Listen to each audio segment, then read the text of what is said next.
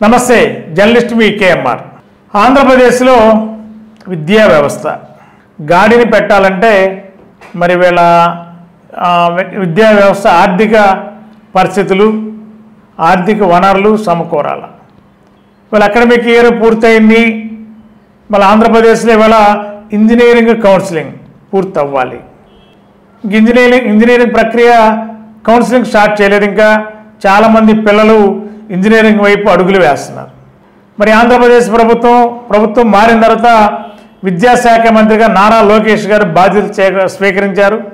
మరి ఇంజనీరింగ్ కాలేజీల పైన ఒక నిర్దిష్టమైన నిర్ణయాలు తీసుకుని సకాలంలో ఇంజనీరింగ్ కాలేజీలకి కౌన్సిలింగ్ నిర్వహించి మరి స్టూడెంట్స్ ఎవరైతే ఆస్తి ఎదురు చూస్తున్నారో వారికి కావాల్సిన బ్రాంచెస్, వీటన్నిటికంటే ముందు ఫీజులు నిర్ణయం.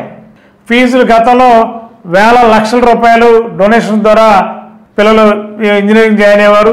గత 5 సంవత్సరాల్లో ఇంజనీరింగ్ కాలేజీల పట్ల ప్రభుత్వం ఉదాసీన వైఖరి అవలంబించిందనేది విమర్శలు ఉన్నాయి. మరి టీడీపీ ప్రభుత్వం వచ్చిన తర్వాత మరి అన్ని ప్రైవేట్ కాలేజీల యాజమాన్యాలన్నీ కూడా కలిసి ఇటీవల ఆంధ్రప్రదేశ్ విద్యాశాఖ మంత్రి నారా లోకేష్ గారిని కలిసి వినతిపత్రం అందజేశారు. మరి వీటి మీద నారా లోకేష్ గారు సానుకూలంగా స్పందించిన సమాచారం. మరి అతి త్వరలోనే నారా లోకేష్ గారు వీటి మీద ఒక నిర్ణయం తీసుకునే అవకాశం ఉందన్నారు. ఇంజనీరింగ్ కాలేజీల్లో ఇంజనీరింగ్ సంబంధించింది కౌన్సిలింగ్ ప్రక్రియ త్వరితగతిన పూర్తి చేసి ఫీజుల పైన ఒక నిర్ణయాధికారాన్ని ప్రకటించడానికి కూడా సన్నాహాలు చేస్తున్నట్టు తెలిసింది. ఇప్పటికే విద్యాశాఖ అధికారులతో నారా లోకేష్ గారు సమీక్షలు చేస్తున్నారు. మరి ఇంజనీరింగ్ కాలేజీలు విద్యార్థుల పరిస్థితి ప్రస్తుతం గందరగోళ వాతావరణం ఉంది. కౌన్సిలింగ్ ఎప్పుడు జరుగుతుంది, క్లాసులు ఎప్పుడు స్టార్ట్ అవుతాయి, అకాడమిక్ ఇయర్ పూర్తయింది, ఫీజుల ప్యాటర్న్. మరి ఎన్ఆర్ఐ కోటాలో ఫీజులు అంటే దరిదాపుగా 70,000 నుండి 1,50,000 వరకు ఎన్ఆర్ఐ కోటాలో సీట్లు, ఇంజనీరింగ్ కాలేజ్ సీట్లు కొనుగోలు జరుగుతున్నాయి. మరి మిగిలిన ఏ క్యాట్ బి క్యాట్లో కూడా మరి కౌన్సిలింగ్ ద్వారా వస్తే మినిమం రాయితీ కాలేజీలు యాజమాన్యాలు ఒక నిర్ణయం తీసుకుని ప్రభుత్వంతో చర్చలు జరుగుతున్నారు. మరి ఈ ఫీజుల ప్యాటర్న్ ఏ విధంగా ఉండాలి, మరి పిల్లలకి ఏ విధమైన ఫీజులు, మరి అతి తక్కువ ఫీజులు పెడితేనే పిల్లలకి విద్యా వ్యవస్థ లేదంటే సామాన్యుడు కూడా ఇంజనీర్ కావాలనే కాంక్ష నెరవేరుతుందనేది ప్రభుత్వం ఆలోచన. ఏది ఏమైనా త్వరలోనే మరి ఆంధ్రప్రదేశ్ ప్రభుత్వం విద్యాశాఖ మంత్రి నారా లోకేష్ గారు ఇంజనీరింగ్ కాలేజీల మీద ఒక నిర్ణయం తీసుకుని ఫీజుల ప్యాటర్న్ ఒక నిర్ణయం తీసుకోబోతున్నారు. కౌన్సిలింగ్ ప్రక్రియ త్వరగా చేసి జూలై నెలాఖరికి లేదంటే ఆగస్టు ఫస్ట్ వీక్ కల్లా కౌన్సిలింగ్ ప్రక్రియ పూర్తి చేసి కాలేజీలు క్లాసులు స్టార్ట్ చేయాలి. ఫీజులు కూడా నామమాత్రమైన ఫీజులకే ప్రయారిటీ ఇవ్వాలనేది ప్రభుత్వ ఆలోచనగా ఉంది.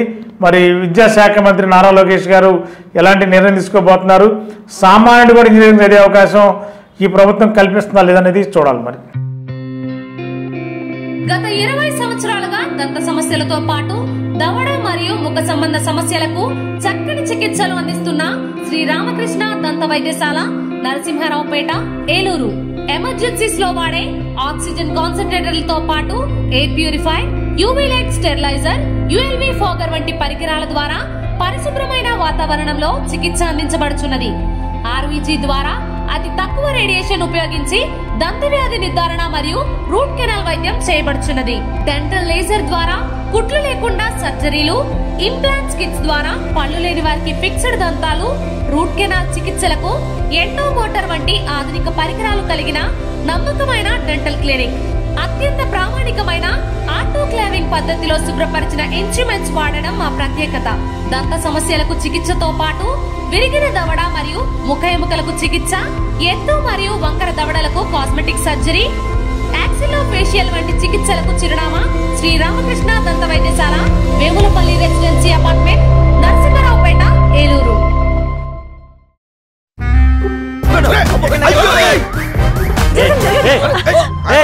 ఏంది మామ, ఒక సీటు కూడా ఖాళీ లేదు. వీళ్ళందరినీ మాయం చేసి మ్యాజిక్ ఉంటే బాగున్నావు.